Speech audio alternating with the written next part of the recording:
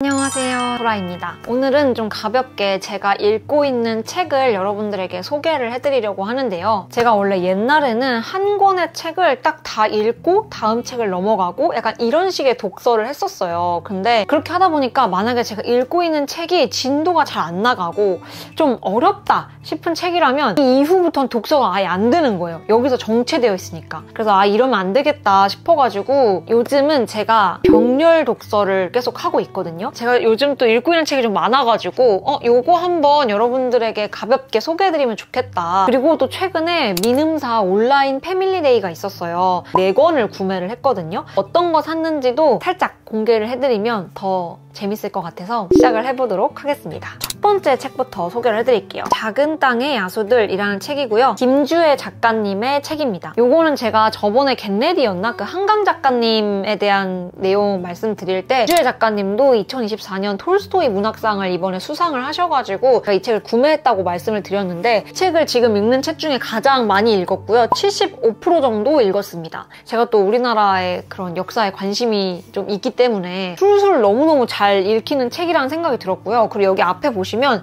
글로벌 OTT 영상화 예정이라고 되어 있어요. 근데 제가 이걸 읽으면서 느낀 게 소설을 읽고 있는데 내가 지금 넷플릭스를 보고 있다라는 생각이 드는 책이에요. 그러니까 그 정도로 정말 술술 읽히고 이 두께감이 조금 두꺼운 거에 비해서 어려움 없이 읽을 수 있는 소설이 아닌가. 특히나 우리나라 사람이라면 기본적으로 이 일제강점기 배경에 대해서는 좀 많이 알고 있기 때문에 이거를 어렵게 읽을 책은 전혀 아닌 것 같다. 사실 줄거리를 말씀드리기엔 이게 너무 대서사시 같은 내용이라서 여러분들이 직접 읽어보시는 걸 추천을 해드리긴 하고요. 우리가 독립운동이라고 하면 마냥 그냥 대단해 라고 생각할 수 있지만 이 책을 읽고 나면은 사실 그 독립운동을 했던 분들도 우리와 다를 바 없는 평범한 일상을 누리고 있던 사람들인데 그들이 어떤 작은 불씨에서 그 독립운동을 하고자 하는 마음을 가지게 됐는지 사실 우리는 엄청난 결연한 마음과 막 숭고한 마음이라고 생각하지만 정말 자그마한 이유로 그냥 시작하신 분들도 있을 거란 말이에요. 그냥 우리와 다를 바 없는 사람들이기 때문에 더 대단한 거라고 저는 생각을 하거든요. 그런 부분을 조금 더 잘 느낄 수 있게 해주는 책이 아닐까 싶습니다. 그 다음 두 번째 책은요. 최진영 작가님의 어떤 비밀. 진행률이 한 50% 정도 지금 읽은 상태고요. 제가 이번에 치앙마이 여행 갈 때 이 책 가져갔거든요. 일단 최진영 작가님의 대표작이 이게 해가 지는 곳으로, 구해증명 이런 책들이 있는데 제가 2권의 책을 다 읽었거든요. 이 최진영 작가님이 쓰신 그 2개의 소설의 특징이라고 한다면 되게 현실은 팍팍한데 그럼에도 불구하고 인간은 사랑을 가지고 살아간다. 사랑해야 한다. 를 되게 많이 외치시는 분이라고 저는 생각이 들었어요. 산문도 그러하지 않을까라는 생각으로 읽었는데 역시나 그러합니다. 이 책에서는 제가 한번 낭독을 해드려 볼까 합니다. 돌이켜보면 내가 그럴 수 있었다고 싶은 일들을 당시에 나는 했다. 겁을 내면서도 위험을 느끼면서도 두려움을 껴안고 나아갔다. 거창한 다짐 없이 얻기 위해서가 아니라 버리려고, 시작하기 위해서가 아니라 끝내려고. 어리거나 젊을 때의 나는 지금보다 훨씬 용감하고 대범하다. 그러니까 지금의 나도 미래의 나보다 용감할 수 있다. 뭐든 더 해볼 수 있다. 이 구간이 진짜 너무 좋았고요. 제가 지금까지 읽은 구간 중에서 가장 좋아하는 구간인데요. 단편소설 홈 스위트 홈에 다음과 같은 문장을 썼다. 아주 많은 것을 잊으며 살아가는 중에도 고집스럽게 남아있는 기억이 있다. 왜 남아있는지 나조차 알 수 없는 기억들. 나의 선택으로 기억하는 게 아니라 기억이 나를 선택하여 남아있는 것만 같다. 정말 그렇다.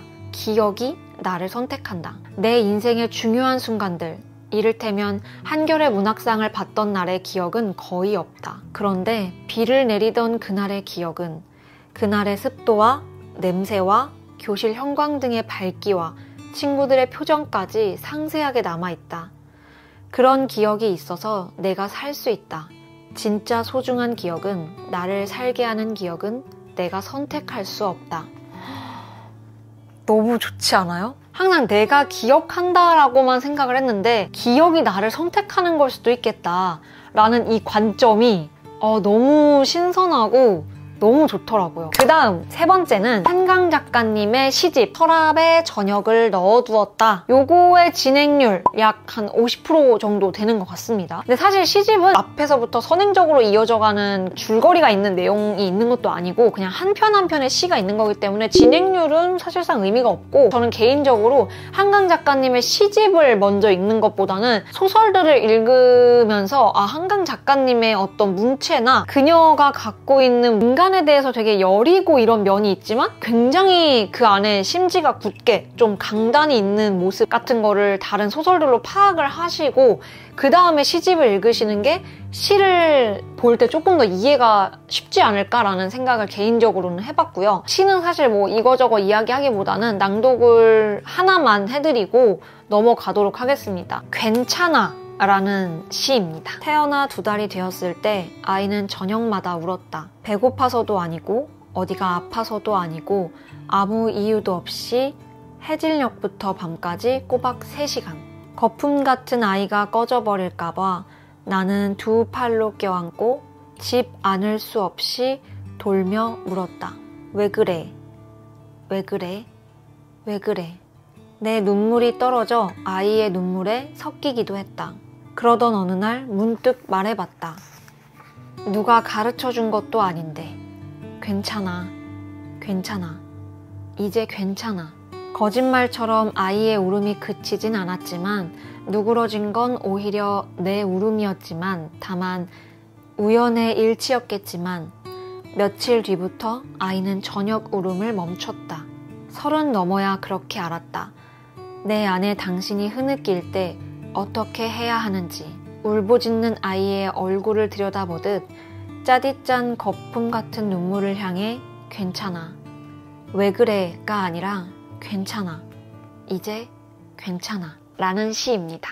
그 다음 4번째 책은 요 태도의 말들이라는 책입니다. 서울국제도서전의 유유 출판사 매대에서 이 태도의 말들, 부제가 사소한 것이 언제나 더 중요하다 라는 이 부제가 되게 좋아서 일단 구매를 한 책이었거든요. 진행률 한 45% 정도 진행 중인데 요거는 개인적으로 진짜 하나도 어렵지 않고요. 이 엄지혜 작가님이 잡지사랑 방송국에서 기자로 일하셨고 지금은 에디터로 활동을 하고 계시다고 해요. 그래서 인터뷰를 굉장히 많이 하고 다니셨는데 그 인터뷰이들의 되게 인상 깊었다 싶었던 그런 태도들, 말들을 이렇게 모아놓은 책이에요. 이 한 사람의 내용이 이 한 페이지가 다 적혀 있습니다. 책도 되게 가볍고 그렇게 크지 않아서 여러분들이 들고 다니면서 그냥 가볍게 출퇴근 시간이나 뭐 등교 하굣길이나 조금씩 읽기가 굉장히 좋은 책인 것 같아요. 독서 입문하시는 분들에게 개인적으로 좀 추천드리는 책이고요. 태도의 말들에서도 좀 읽어드리면 좋을 것 같은데요. 정신과 전문의 김병수 님을 인터뷰한 거에 성격은 생존 본능과 연결되어 있다. 성격이라는 게 대부분 생존에 이점이 있어서 발달된 것입니다. 40년, 50년을 한 성격으로 살아온 사람에게 성격을 바꾸라고 요구하는 건 정말 어려운 일이죠. 신중하고 말수가 적은 남편에게 나를 사랑한다면 적극적으로 표현도 하고 이전과 다른 행동을 보여달라고 하는 건 당신의 유전자를 바꾸라는 것과 다르지 않아요. 사람의 성격은 자신과 다른 사람을 행복하게 해주는 방향으로 형성된 게 아니라 그 사람의 생존에 가장 적합하게 구성되었습니다. 하고 중략. 누군가와 소통이 되지 않아 답답할 때마다 종종 이 말을 떠올린다. 상대가 세상에서 살아남기 위해 갖게 된 성격을 두고 내가 너무 무리한 요구를 하는 건 아닌지, 상대에게 변화를 요구할 타당한 이유가 있는지 곰곰 생각한다. 라는 부분입니다. 조금 반성도 하게 되고 좀 그랬습니다. 다음 책은 저 병렬 독서 진짜 많이 하죠. 왜 이렇게 많이 하고 있는 거야 나?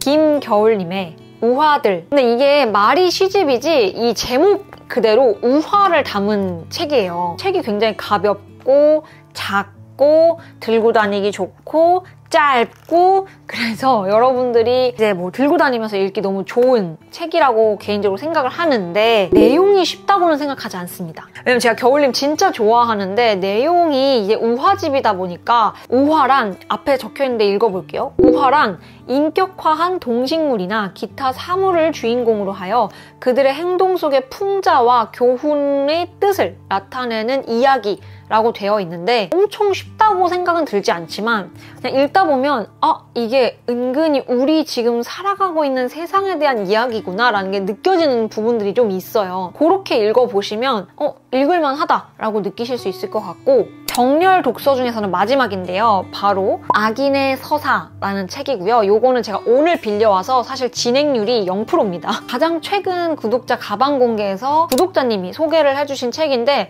제가 평상시에도 뭐 이런 콘텐츠 보는 걸 너무 좋아하다 보니까 콘텐츠에는 늘 악인이 나오거든요. 그리고 악인이라는 거는 단순히 콘텐츠뿐만이 아니라 이 세상에도 너무 많아요. 근데 내가 그 악인을 어떻게 바라봐야 할지에 대해서 조금 혼란스러울 때가 좀 있거든요. 악인이라는 거는 단순히 태어날 때부터, 물론 뭐 그런 유전자가 있는 사람은 뭐 그럴 수 있겠다 하지만, 저는 대부분 다 만들어진 거라고 생각을 해요. 사회가 사람을 악하게 만들고 있다고 저는 개인적으로는 생각을 하거든요. 사회가 먼저 개선되어야 하는 게 아닌가. 이 악인의 악행 하나를 가지고 이 한 사람을 조지는 것보다, 물론 중요하겠죠. 형벌을 잘 다루고 하는 거 너무 중요한데 근본적인 해결책은 아니다라는 생각이 좀 개인적으로 있어서 좀 더 풍성하게 제 생각을 덧붙여주지 않을까. 저의 병렬 독서 책들을 오늘 한번 쭉 살펴봤고요. 제가 처음에 말씀드렸다시피 이번에 민음사 온라인 패밀리데이가 있지 않았겠습니까? 그 4권의 책이 어떤 건지, 그리고 왜 이 4권을 골랐는지를 말씀을 드리려고 해요. 번외를 시작하기에 앞서서 북튜버 데이지 헐 님의 장바구니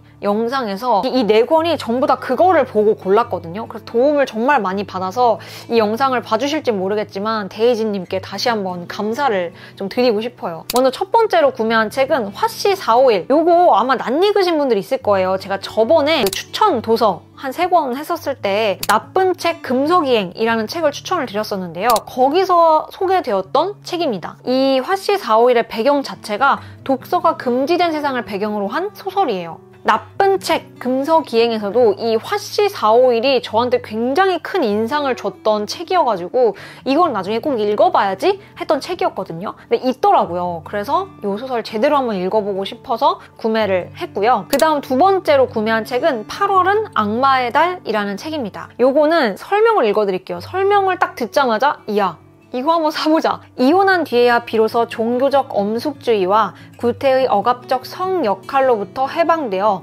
참된 자아와 관능을 마주하게 된 여성의 치명적 휴가를 잔인할 정도로 솔직하게 담아낸 이 작품은 출간 당시에 인간의 심성과 미덕을 타락시킨다는 이유로 모국 아일랜드를 비롯해 여러 가톨릭 국가에서 금서로 지정되었고 언론의 혹독한 질타와 비난을 받았다. 일단 여기서부터 너무 제가 확 끌렸고요. 하지만 오브라이언의 소설 중 최고의 문제작이라는 당대의 평가와 달리 오늘날 8월은 악마의 달은 오랜 세월 금기시되어 온 여성의 욕망을 과감히 해방한 선구적 작품이자 작가 특유의 세련된 문체와 섬세한 심리 묘사가 유감없이 발휘된 대표작으로 손꼽힌다. 여러분, 듣기만 해도 사고 싶지 않아요? 여성의 욕망, 너무 기대 중인 작품 중에 하나고요. 그 다음으로 구매한 책은 어떤 소송이라는 책입니다. 요거는 데이지님 그 영상에서 지인분과 통화 중에 말이 나왔던 책인데요. 이 신체에 대한 염려가 모든 지적 가치를 대체하는 미래, 건강 독재 사회에 대한 윤리체의 신랄한 공상과학소설. 이 소설의 배경이라고 하면 건강관리를 소홀히 한 게 죄가 되고요. 내가 건강관리를 소홀히 하면 내가 지금 법정에 불려가는 거야. 이 배경이 되게 특이하지 않아요? 개인의 자유와 일상생활을 통제하는 국가와 그 폐해를 비판적으로 그린 이 소설은 언론으로부터 조지 오웰의 1984와 비교되는 작품이라는 평을 받고 기술과 각종 매체의 발달로 인류의 삶이 개선된 오늘날 윤리체는 사생활 감시와 통제, 자유권 침해 등 그 어두운 이면을 비판적으로 성찰해보라고 외친다. 사실 다른 걸로 뭐 개인의 자유를 침해, 뭐 CCTV라든지 개인정보 팔리는 거라든지 우리 개인의 사생활을 침해한다고 볼 수 있는 것들은 많잖아요. 이 소설에서 다루고 있는 거는 건강과 연결을 지었단 말이에요. 일단 이 배경 자체가 저의 흥미를 너무 끌었어요. 요거를 한번 구매를 해봤고요. 마지막 4번째는 무진기행. 요거는 좀 유명하죠. 이거는 사실 안에 내용을 잘 모르고 데이지님과 통화하시는 분께서 좋아하는 구절이 있다고 설명을 해줬어요. 그러면서 그 좋아하는 구절이 흐린 날엔 사람들은 헤어지지 말기로 하자. 손을 내밀고 그 손을 잡는 사람이 있으면 그 사람을 가까이 좀 더 가까이 끌어당겨주기로 하자 라는 문구 들이 좋다라고 하신 거를 또 낭독을 해주셨는데 이 문구가 너무 좋은 거예요. 워낙 이 무진기행이라는 책이 유명한 거는 알고는 있었지만 이 문구가 딱 꽂혀서 이 책은 좀 구매를 해보게 됐습니다. 그래서 이렇게 민음사 패밀리데이에는 이렇게 4가지 책을 구매를 했고요. 그럼 오늘도 영상 끝까지 함께 해주셔서 너무너무 감사드리고 여러분 요즘 읽고 있는 책은 어떤 게 있는지 그리고 또 어떤 책 좀 재밌게 읽으셨는지 책 추천은 진짜 언제나 사랑, 언제든 환영입니다. 댓글 많이 남겨주시고요. 그럼 우리는 다음에 더 유익하고 좋은 영상으로 만나도록 할게요. 그럼 안녕!